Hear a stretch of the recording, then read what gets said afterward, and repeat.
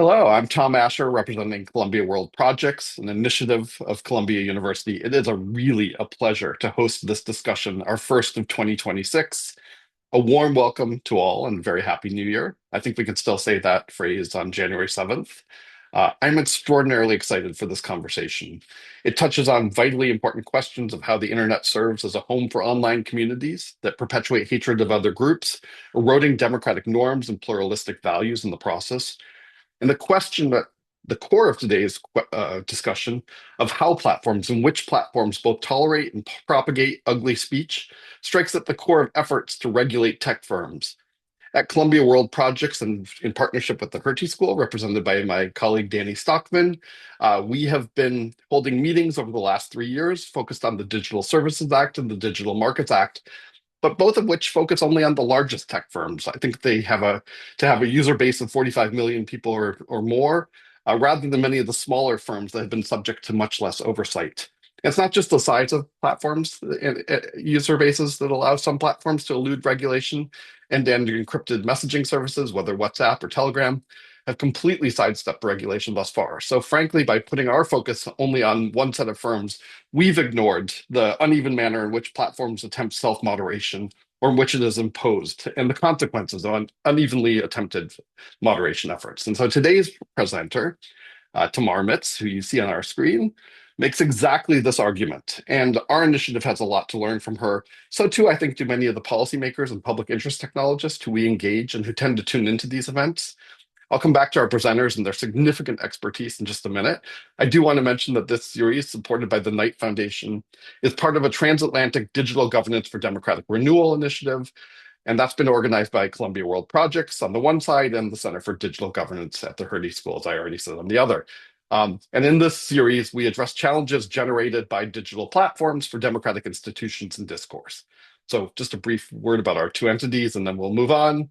Columbia World Projects is an initiative of Columbia University that connects policymakers, practitioners, and researchers to address pressing issues, including what sustains and ails liberal democracies around the world, while offering focused solutions for revitalizing democracy. And the Center for Digital Governance, based at the Hertie School in Berlin, offers a gateway to the effective governance of digital transformation. They aim to promote digitalization to improve public well-being, and toward this end, the center enables and supports synergies between rigorous academic research, world-leading education, and socially relevant policy insights on the challenges and opportunities of the digital era. And there's a really important third partner here in the form of Tech Policy Press, led by Justin Hendricks and Ben Lennett. And they do extraordinary work in terms of both amassing and spreading research and understanding of tech policy issues. If you're not a reader of theirs already, I urge you to begin now. And together, jointly, we are thrilled to host a conversation with Tamar Mitts and Alex Engler. So a word about our speakers, and then I'll turn things over to Tamar. Tamar Mitts is Associate Professor of International and Public Affairs and a member of the Data Science Institute, the Saltzman Institute of War and Peace Studies, and the Political Science Department here at Columbia University. Her research addresses emerging challenges at the intersection of technology and conflict. And Professor Mitts's work focuses on several broad questions: the role of social media that played during conflict and civil war. She asks, how do violent and nonviolent movements use the internet to advance their cause? And in what ways can media be manipulated to shape public opinion? And her research draws on innovative data collection techniques that perhaps she'll discuss today, and creative research designs that leverage the wealth of information available in digital media platforms. And these are some of the hardest entities to study, as we've exhaustively discussed in the course of our initiative. Today's conversation will focus on her new book, Safe Havens for Hate: The Challenge of Moderating Online Extremism, which offers a novel account of how content moderation shapes the activity of harmful content producers by providing a deep dive into networks of extremist organizations on a wide range of media platforms. We're also joined by Alex Engler. Alex, feel free to come on the screen whenever you're ready. He is the inaugural executive director of the Penn Center on Media, Technology, and Democracy, where he leads work to advance the understanding of the information landscape through cutting-edge science and leverage that research to foster a more informed society and strengthen the foundations of democracy. Previously, he was Director of Technology and Democracy at the National Security Council and Assistant Director for AI Policy at the Office of Science and Technology Policy.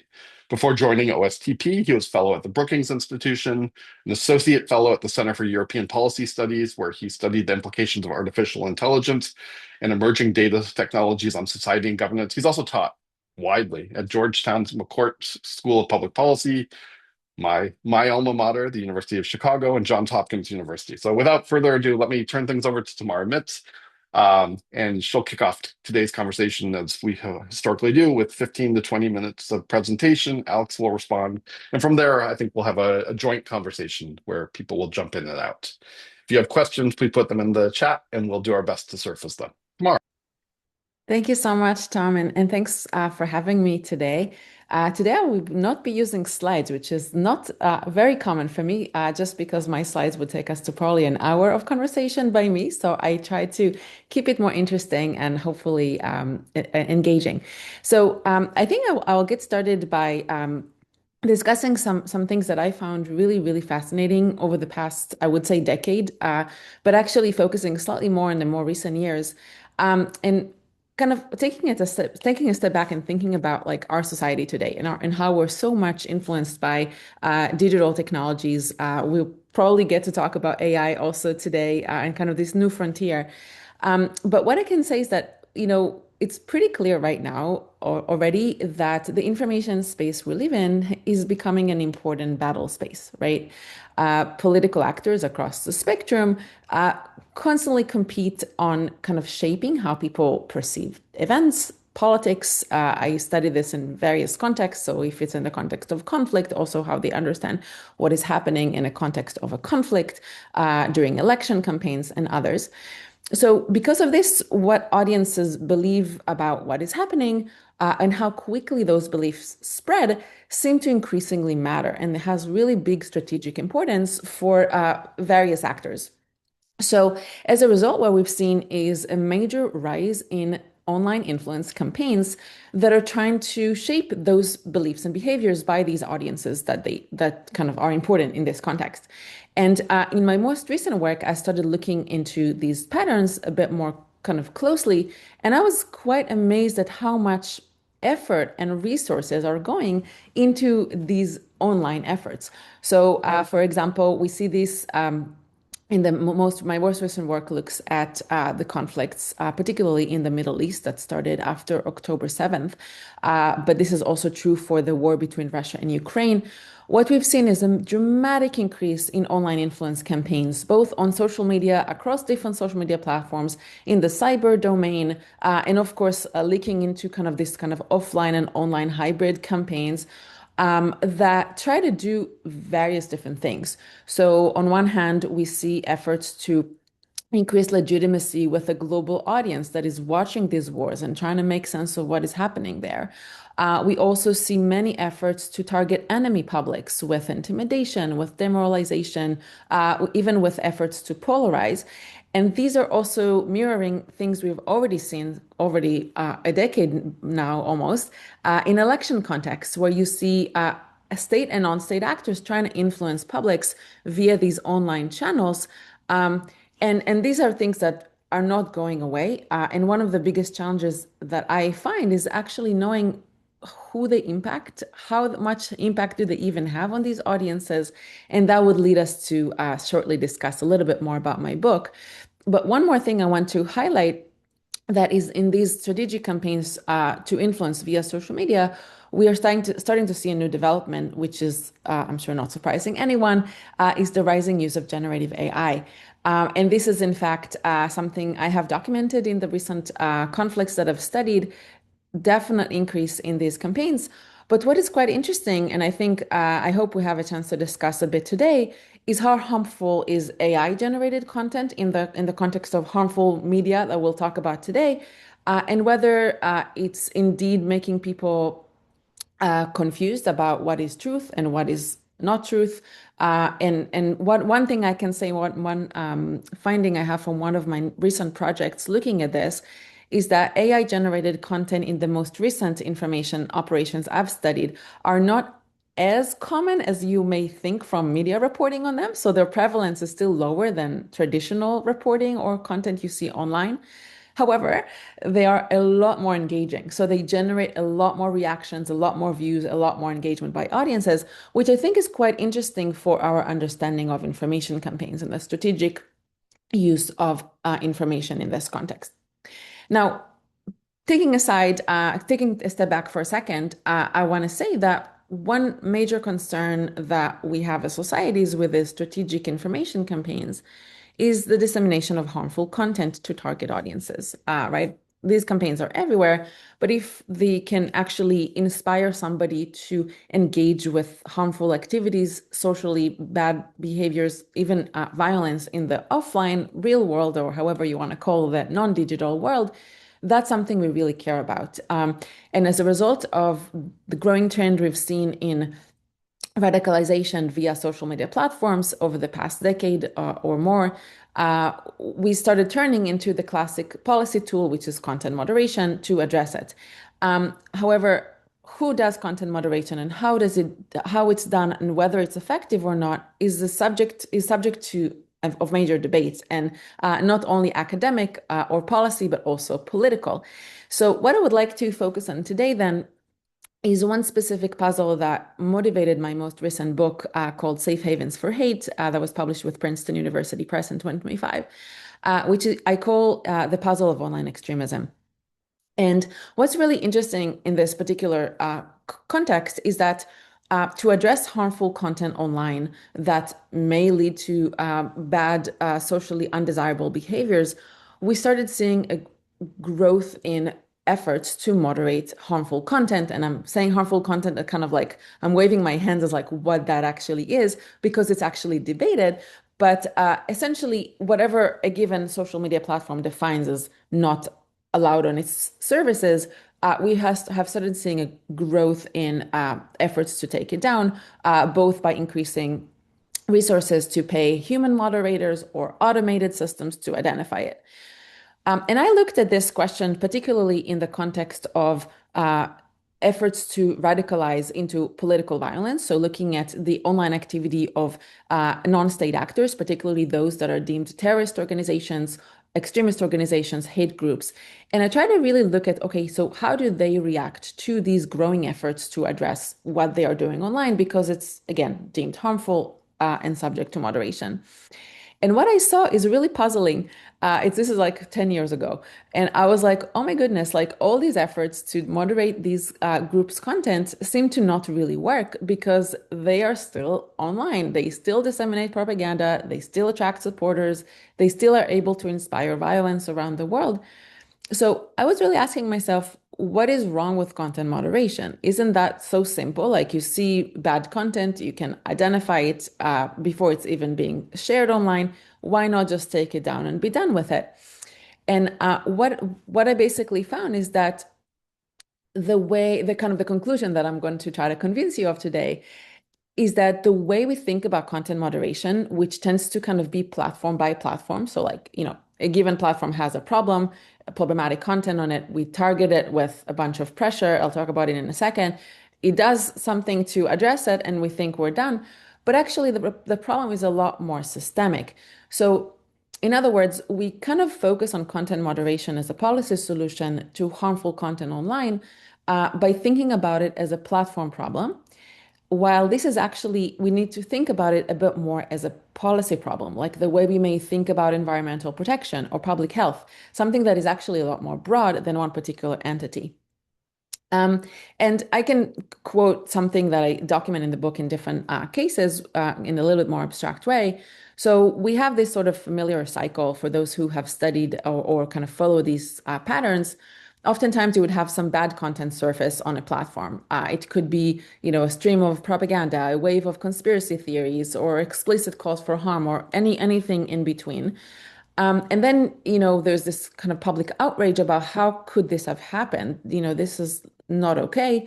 And then political figures end up taking action. And oftentimes they focus on the larger sites where we kind of all tend to be kind of exposed to and think about a lot. And then, in the US context, we see things like company executives coming to testify in front of Congress, for example, and they're criticized for not doing enough for addressing harmful content on their sites.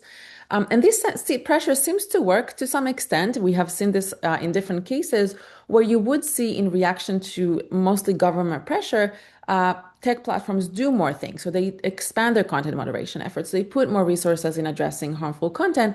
And for a second, it seems like it's working, like this effort is actually doing something. But soon enough, you'll find the same kind of content resurface in another online space, or even coming back to the same space it was originally kind of banned on in slightly different way. And we keep asking ourselves, like, why is this not something we can solve? So like I said, I think that we have built a system, maybe not intentionally so, that essentially even the best efforts by one, two, three, even four platforms are never really succeeding because this is an ecosystem problem, right? The internet is not a unified space. It's an ever-expanding ecosystem of many different platforms. We have social networks, video streaming applications, messaging boards, private chat apps, a bunch of different spaces. And each online spaces essentially enforces its rules in its own way. Some have robust moderation system, or like more robust than others, and others have very little, do very little to moderate harmful content.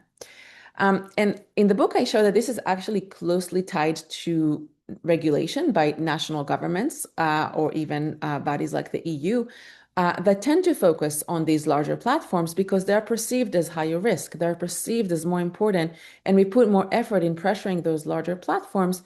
And even give legitimate reasons for giving less attention to the smaller platforms, perhaps because they have less resources to address this kind of content. But what is actually this is doing is that it creates an ecosystem that offers these actors that produce the content that we try to address to overcome. And a bunch of chapters in my book kind of go through the process of how this actually goes. And I would like to highlight three different ways that this adaptation happens in. So the first thing I kind of alluded to, and it's maybe the most cited adaptation mechanism you see dangerous actors engage in, is migration, right? So you have, for example, one platform take action against an organization. What you oftentimes would see is they kind of search around to find what other similar spaces they can operate in, and then they will go kind of find a new base there. And in the book, I kind of show this is not just random, this is pretty systemic, and they tend to target particular spaces that would allow them to maximize both audience reach to get to the most people possible that they could, but also to kind of maximize what I call their authenticity. So how much content they could freely post without being banned. And I have a whole discussion of this in the book with different case studies that I talk about, and I'm happy to give examples if people are interested after. The second way we see this being done is through what I call mobilization. So one side effect that we have seen content moderation do for online communities is to make people really angry for having their content being deleted. And what we've seen, and I document in the book as well, is groups that are banned kind of jump on this anger and this grievance and say, yes, this is illegitimate censorship. You are being censored and you should join our efforts to fight it. And this is actually quite effective. I think this sort of anger is something that has created an opportunity for mobilization and recruitment for these actors. And lastly, that's perhaps the most interesting adaptation that we've seen is these actors also trying to come back to the platforms that banned them originally with creating different ways to communicate their messaging and kind of adapt to the rules essentially. And we found really kind of almost funny ways that they do it in that way. So kind of taking a step back from these different ways of adaptation, what this essentially means is that no single platforms, however well intentioned, could actually address this problem again because it's more systemic. Platforms are connected to each other, whether they want it or not. Content is being shared across them. So we need to think about this in the same way. That's kind of what I argue. So, in other words, we will essentially continue to struggle with this problem, I argue, until we begin treating content moderation as a job that not only one single platform can solve, but something that is a bit more similar to how we think about more global policy challenges, or something that the societies we need to think about as, that require coordination between many different stakeholders. So imagine if we treated, for example, content moderation like the way we think about environmental regulation, right? So when unsafe level of pollutants contaminate a river, for example, we don't just ask one factory to do better while allowing others to keep dumping with impunity.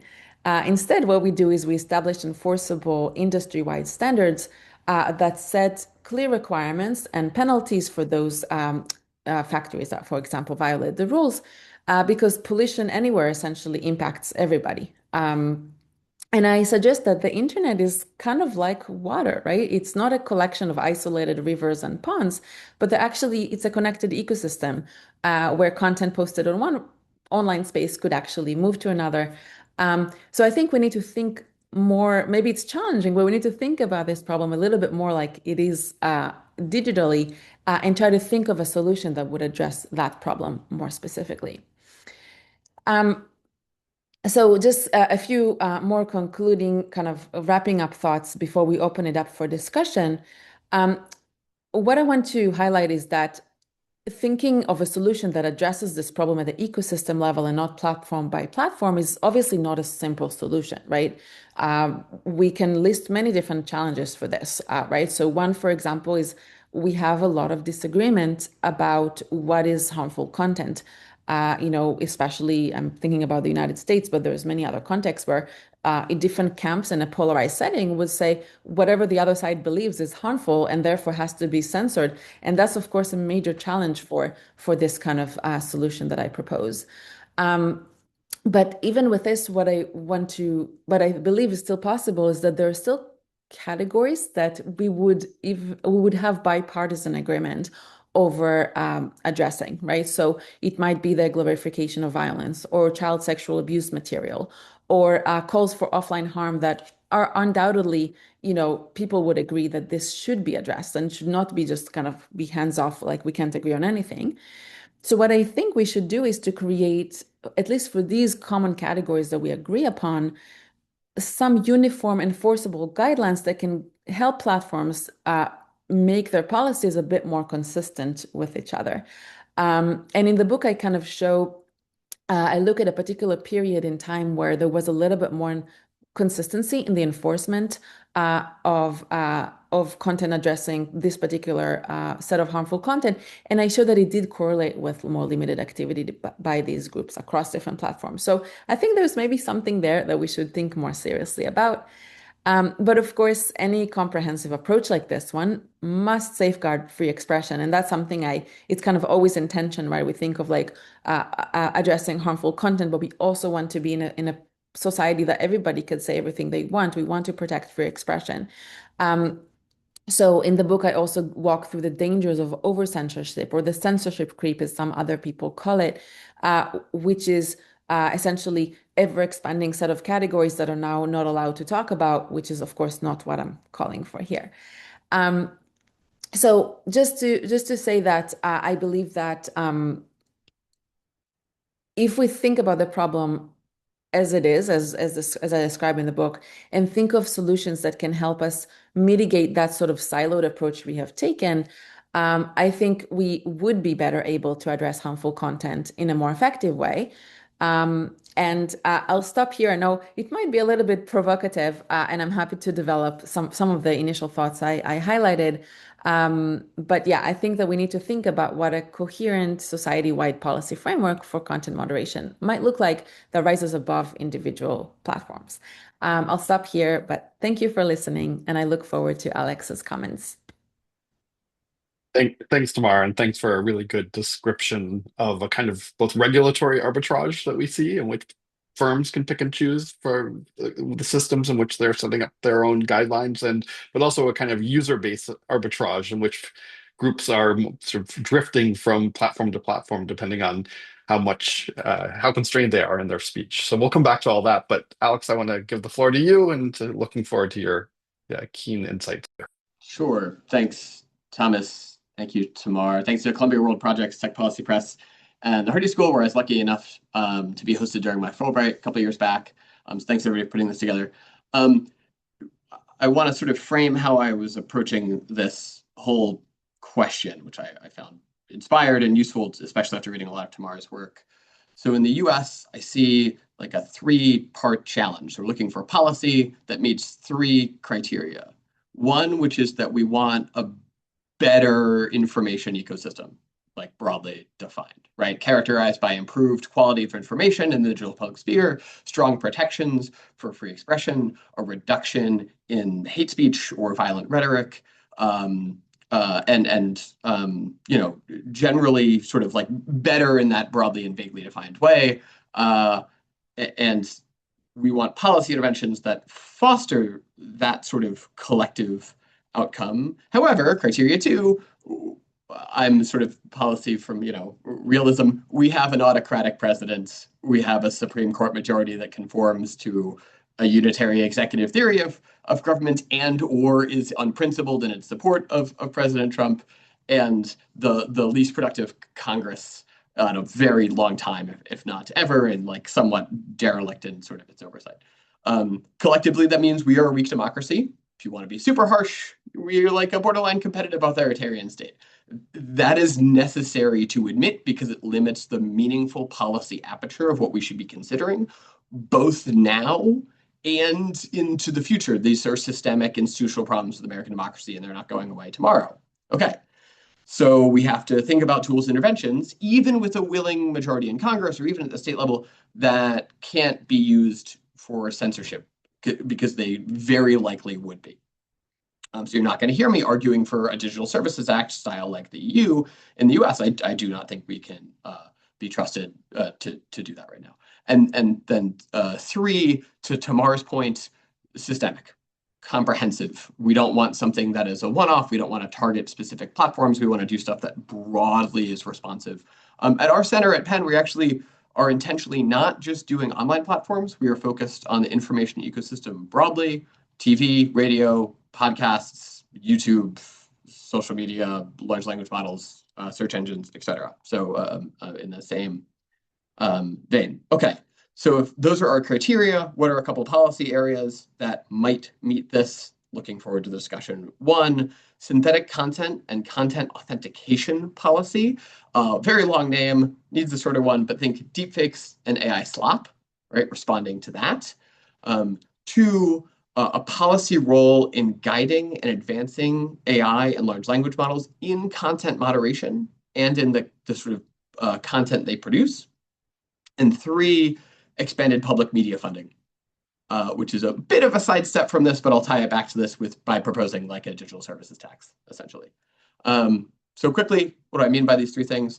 Content provenance and synthetic content policy, again, a mouthful, think responding to AI slop.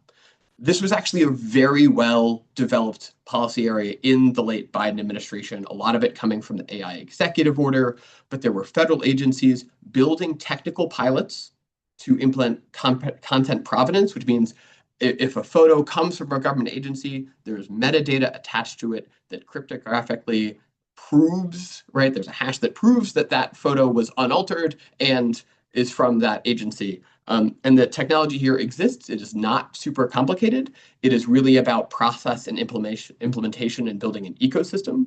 But there were agencies that had started to do this. There was investment in deepfake detection programs, like from DARPA's Metaphor and Semaphore programs. There was the White House voluntary commitments for AI that said if you, for AI companies that were generating images, that they should do labeling and watermarking. There was a reports on best practices from the AI Safety Institute. There was OMB guidance that I do not believe ever saw the light of day about asking federal agencies to work towards content authentication more broadly. So one thing I like about this area of policy is that though the government would play a piece of this, ultimately the goal is a broader culture of content provenance. So you foster an ecosystem of tools that are built in to platforms where content provenance is the default.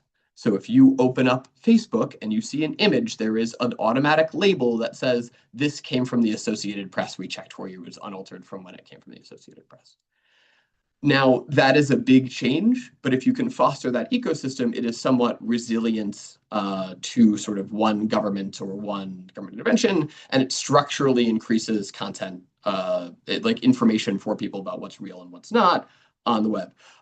It is a ton of work to do this, but the technology is all doable, right? There's C2PA is the sort of consortium that's working on this. It's now integrated into more cameras. It's integrated into more Adobe style, like Adobe Illustrator style tools. This is just a thing that we could like collectively do. And I'll just note, shout out to Tech Policy Press and Justin, he put a great workshop together in late 2024 about this. And there was actually some controversy about whether we needed to do this or not. So I'm interested to hear from other people. I would argue we kind of have to do it. The AI slop situation is so bad that I feel very motivated to get us towards there, but it's a big investment. So that's one. Two others, hopefully faster. Like Tamar mentioned, I think it's fair to say we are experiencing the limits of corporate-led trust and safety, and certainly it's done by humans. It's sort of fickle. Even before the political winds changed, there was a huge layoff in trust and safety in 2023, 2024, I think. 2023 maybe was the big ones. TikTok laid off much of its team. Meta had its year of efficiency in 2023, and they laid off a ton of people. X is just clearly not interested in doing this anymore. It was sort of already not going incredibly well. And so you're seeing a shift towards AI and large language models doing this. Now, there are ways that government and policy could influence this without being like as heavy-handed as something like the Digital Services Act sort of systemic duty of care style, like they have to do things, they have to mitigate problems.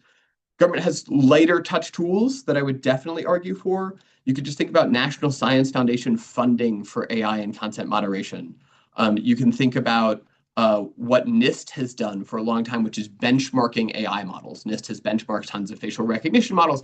It could be benchmarking models for hate speech detection, right? And giving common sense of how different AI models are doing that type of sort of content moderation work. And collectively, for facial recognition, it's fairly clear that NIST drove standards up, right? It became very hard to have a super discriminatory model with facial recognition over time because there's a really obvious set of like examples of other models that were not horribly racist, and it did not solve the problem by any means, but it made it much better.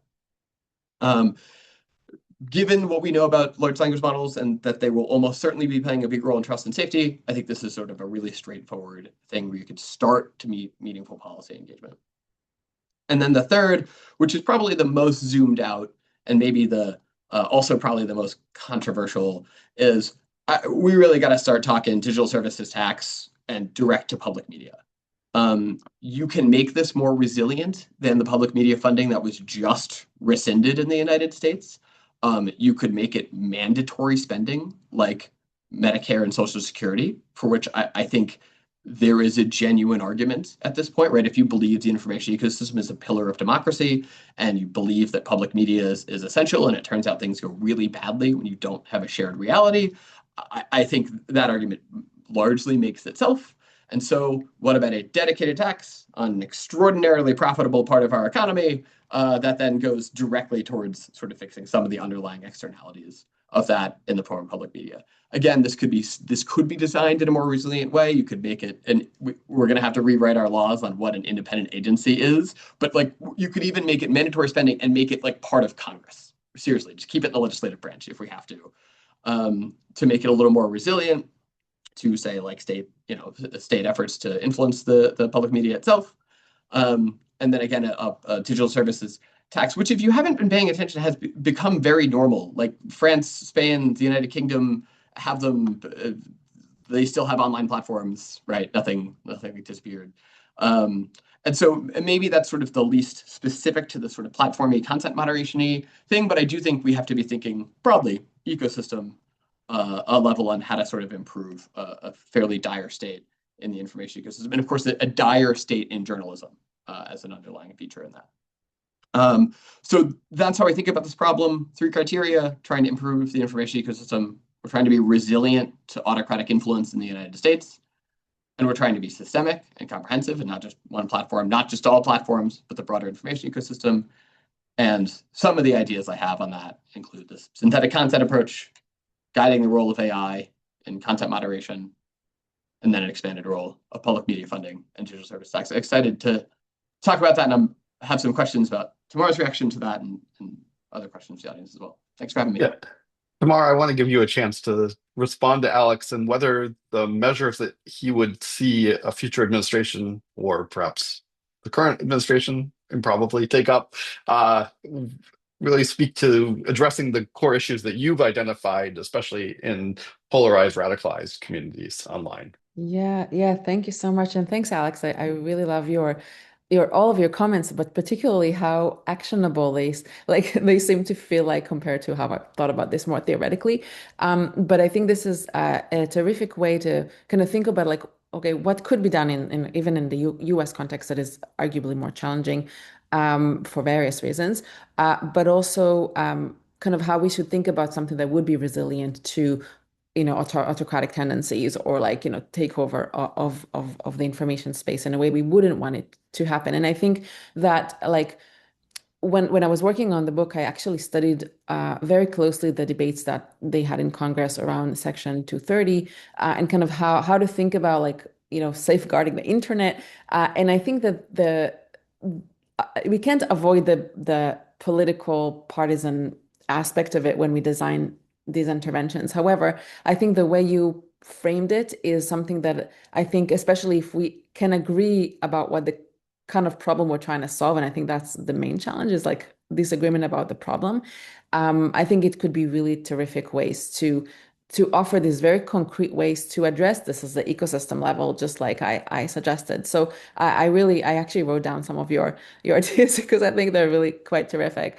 I wanted to also say that one of the things I liked about this sort of thinking about I forgot the term you used for it. I wrote it down. Yeah, something like the ecosystem content provenance approach is not only offering standards and guidelines that those who are not sure, like in tech platforms, are kind of thinking about, but also giving concrete tools that even those spaces and platforms and companies that don't have the resources to invest in could actually just have those things, especially when you think about the next set of challenges with AI slop. So I think this is really terrific. I also want to give a shout out to a project that we are running at Columbia through the Institute of Global Politics. It's called the Roost Project, led by Camille Francois, if you know her. It's a set of open source tools for content moderation, and I think it both kind of government led, but also from like the more nonprofit side, we see efforts to create a way for platforms to do this at a more consistent level and giving those tools. I know there's other questions, but I just did want to just plug in one thing, one kind of maybe problematize the sort of AI slop discussion, which is that I think we don't yet have good understanding of how humans who browse their whatever internet social media apps interact with that sort of slop. Does it make them excited? Does it make them confused? Does it turn them off? Is it that dangerous? Is it like I think that we have like the range of possibilities, and I feel like I'm still catching up on a lot of literature that has been coming out on this engagement with deepfakes and whatnot. But I think there's a lot of really interesting questions on this sort of humans interaction with that sort of slop and what does it mean for the way we process information. And I'll just stop there because I think it's another important point to highlight. Great. And I've been puzzling just to say over the adequacy. I was involved in a minor way in some of the conversations that were taking place around the AI executive order and thinking especially about the ways in which AI needs to be that there need to be guardrails imposed in order to protect democratic norms and values.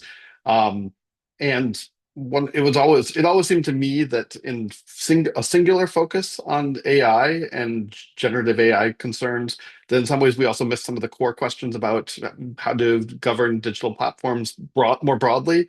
But Alex, it seems to me that you're suggesting that you think that focusing on that as part of a whole of your ecosystem approach may actually be sufficient. Is that what you would Is that what you would want a future administration to Oh, continue to maintain? I'm just curious. the word sufficient is a very good criticism of everything that I said. No, and I think the core counterpoint to like my whole spiel just now is I am detailing like small pieces that do something meaningful that policy can collectively do, but the degree of constraint here by the like make things that are resilient to autocratic influence is extreme. It's an extraordinarily large restraint, right? It is just crazy to look at the state of the US and be like, yes, let's radically increase executive power over speech online. Like that's just obviously a bad idea. Um, and so no, I don't think I have a comprehensive answer. I think the question is how do you drag yourself back from the brink to a functioning enough ecosystem where you could do something more systemic, and then for lack of a better example, along the lines of the Digital Services Act. But no, I don't want to even pretend for a second that any of this is like a systemic or comprehensive response. It's sort of like what I think is feasible and responsible. And I think in fairness, I think in the Biden administration, the focus on generative AI was in part because there was a keen sense that previous administrations had missed opportunities to impose rules and restrictions on the platforms that had emerged, and that we didn't want to miss an opportunity to be forward looking this time around. And yet, as you say, each of these technologies is imbricated upon the other, and so that it requires something that's really comprehensive if we're ever going to really wrestle this problem as adequately, to use that word that as you say, is a bit of a cheat. I, Maybe I'm going to ask a couple more questions, and I want to call in my colleague Danny. There's an inherent tension between the need to cultivate market conditions that allow for innovation, new entrants, and the need to regulate even smaller firms. How can we resolve this tension or even navigate it with reasonable standards that we apply? Tamar, maybe that's something you can. I don't know to what degree you've grappled with that, but how do we wrestle with innovation versus governance? Yeah, that's a great question. And in fact, if you look at the development of the DSA, this is something they actively talked about as they developed the regulation. My approach to this, coming from the angle I'm kind of coming with my book, definitely you don't want to burden smaller companies that have less resources with the same burden that large companies can obviously do much better and much easier. And I think that was the logic behind that sort of tiered approach that the DSA took with vis-a-vis uh, companies of different sizes. I think that a way to address it and kind of mitigate that is really kind of going back to what Alex suggested is this sort of offering the tools, giving the technologies to these platforms to adopt in a way that they wouldn't have to pay themselves for the R&D that would be required for doing that. I think it's not a perfect solution, and somebody else will bear the cost. So that's something we would need to talk about. But I think that, once you develop a tool, especially today with large language models, that might be even easier to do with the most recent models. Uh, Perhaps we could develop a set of software or tools that companies that have less resources or smaller actors could do without spending a lot of their resources in a way that would be unfair in terms of the market. But that's my current thinking about it without going into super duper details on the differences between those companies. That's really helpful. Let me actually, that raises a question for me. To what degree are you leaning on anticipated future regulation to constrain the behavior of these platforms versus technologies that they should either willingly adopt or that are, again, as you say, provided for them by investment through whether it's DARPA or other elements of, or through standards that NIST apply, et cetera. Yeah, this is a great question. Actually did some research on this. So I was really interested exactly in the tension that you highlighted between innovation and kind of innovation growth versus regulation and harms. And last year, my colleague and I at the Data Science Institute at Columbia, we ran a survey of public opinion in the US, actually looking at how much would people support kind of private-led regulation, kind of like similar to what we've seen, in the social media content moderation in the US kind of approach that is kind of led by the private sector, by innovation. So innovation to fight innovation or tech to fight tech kind of approach, as opposed to the government leading the effort, kind of priming people with the risks that could come with AI in various domains. And by far, people did prefer the tech leading it still.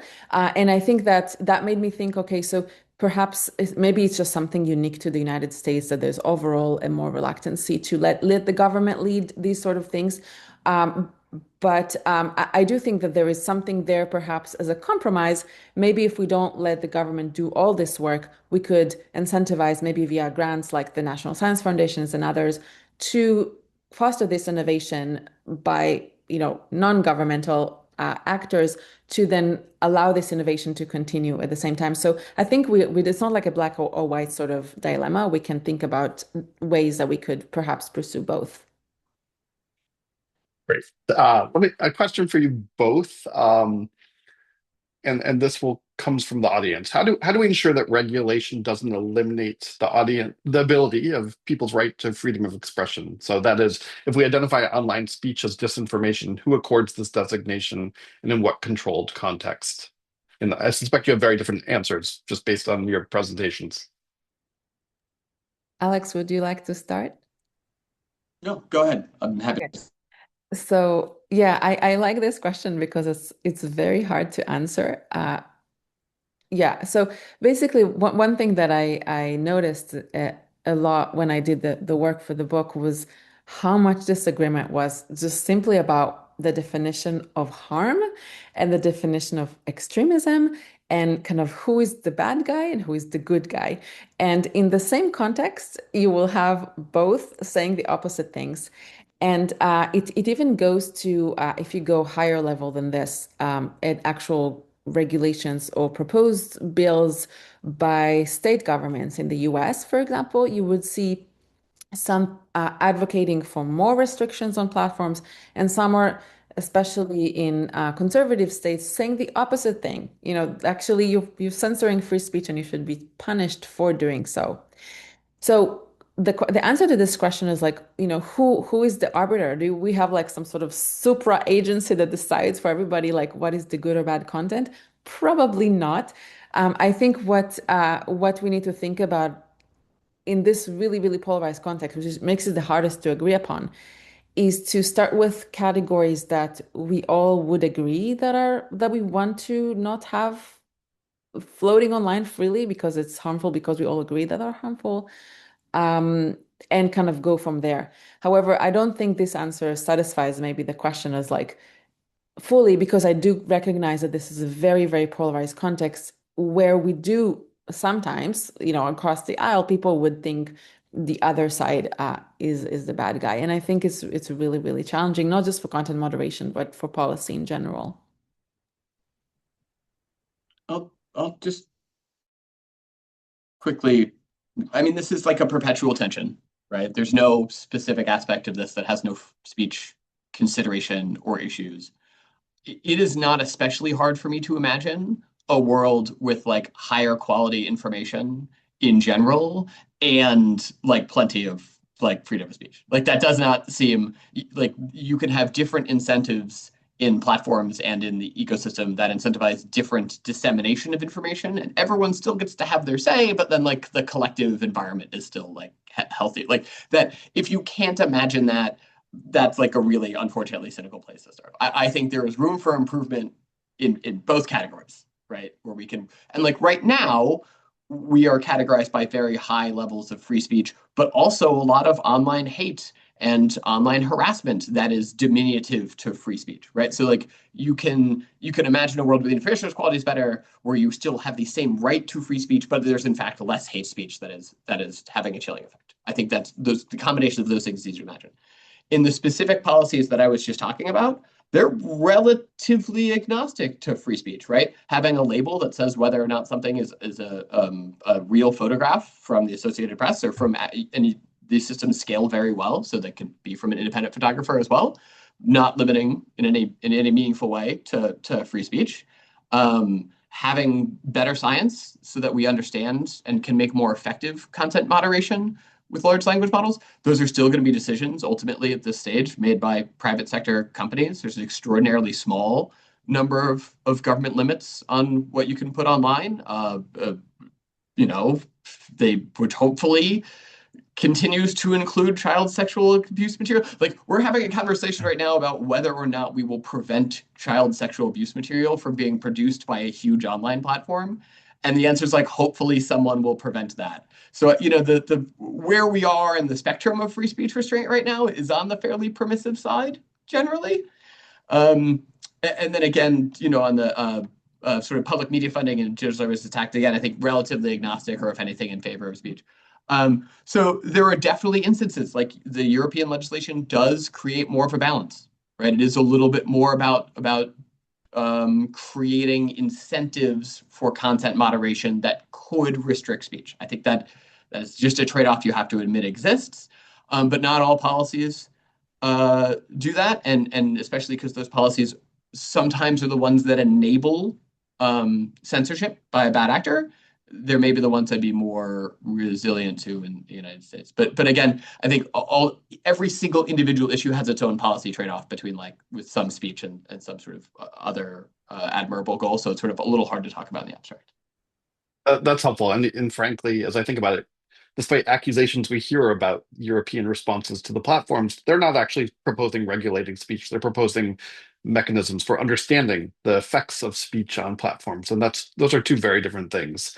Um, so let me ask one more question from an audience member, which is effectively a similar question to what I just asked, but with a very different thrust. So they start from the same premise, asking what exactly is harmful content, but then they make a pivot. So I think there's a different political and sort of technological sensibility at work here, asking, isn't it better to get rid of moderation altogether and let social pressure exerted by users moderate the content?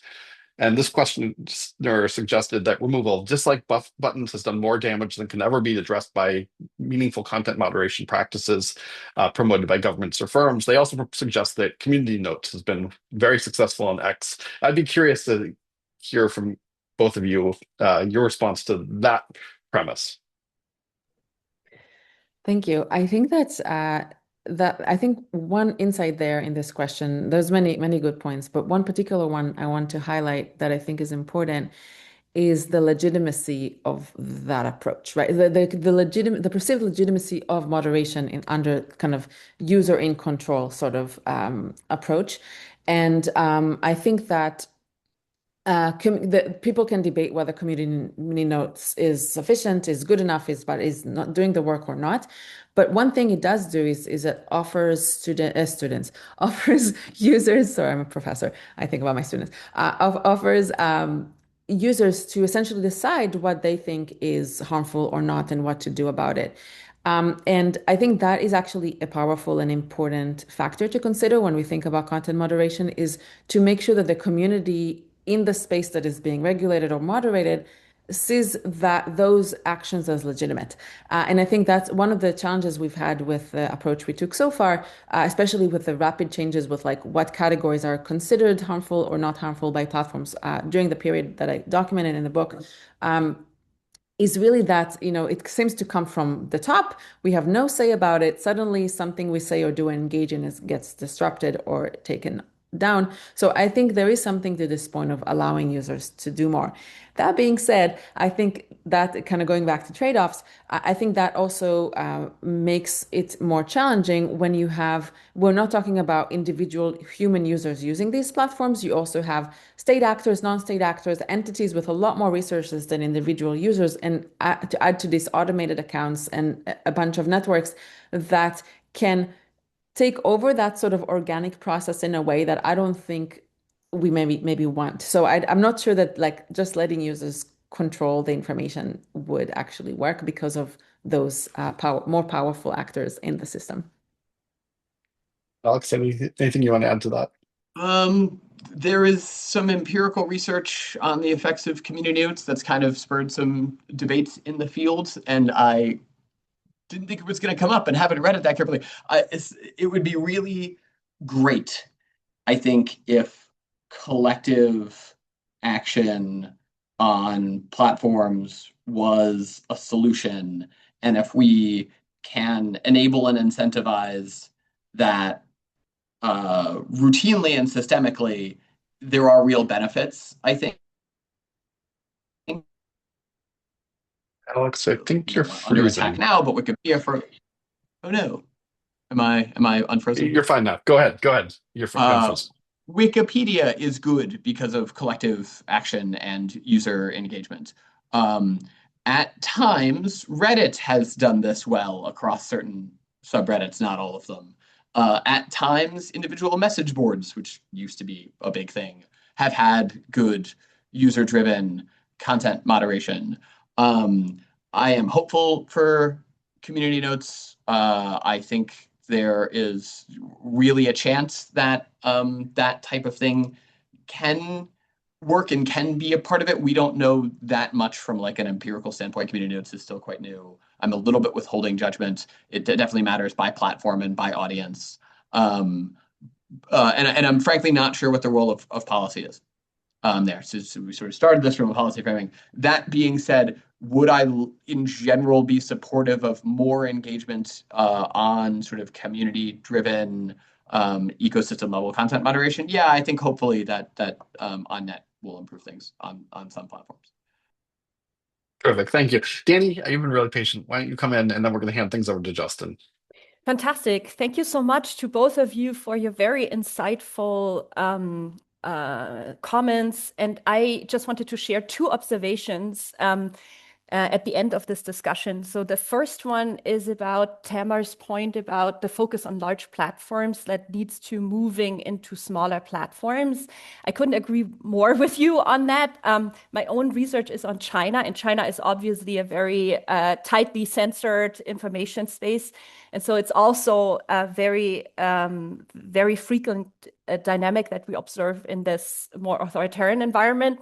And when I mentioned this to the German Bundespräsident Steinmeier in 2020, when I was invited to give some comments on sort of these new EU regulations in the early days of the DSA.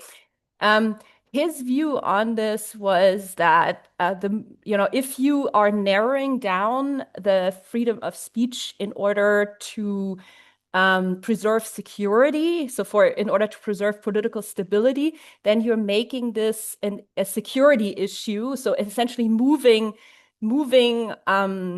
investigations of, let's say, hate speech towards security administrative bodies, as opposed towards thinking about it as being the jurisdiction or under the sort of the wing of more media regulators. And so I was just wondering, because oftentimes in this discussion about where the boundaries of freedom of speech, security is mentioned as a trade-off, and then from the policymaker's point of view, it would also then ally with certain public administrative bodies. I was just thinking how you're thinking about this after doing all this research for the book.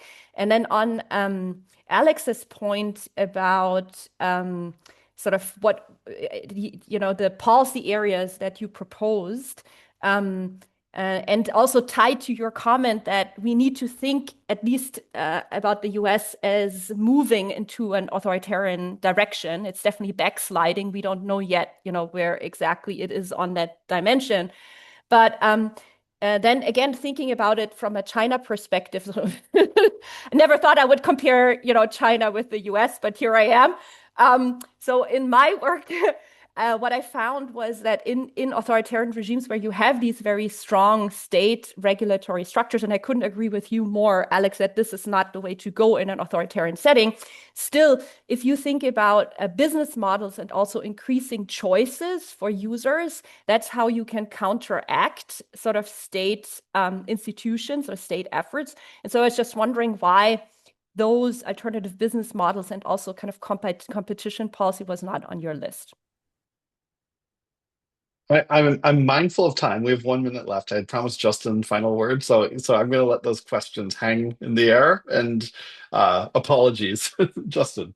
Well, I think the only thing left for me to do is just to thank everyone and the speakers, of course. First, Tamar and Alex, thank you so much. Great to be in this space with you and Thomas and everyone else. Thank you very much for joining, and grateful for this debate. Hope to see it continue both at Hertie, at Columbia, and on tech policy.